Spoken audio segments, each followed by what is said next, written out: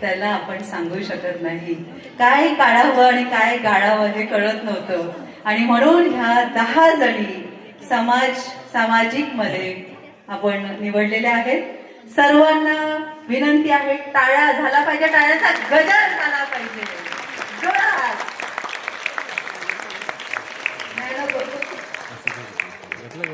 ज्ञानगंगोत्री मतिमंद मुलांची निवासी शाळा यांचं स्वागत करायचं आहे, सत्कार करायचा आहे. त्यांनी एक आभार पत्रही दिलं आहे.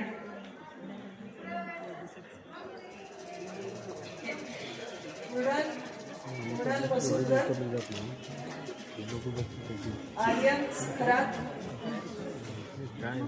पसुरकर, आर्यन खरात, अकबर शिकलकर या तिघांना व्यासपीठावर बोलूया.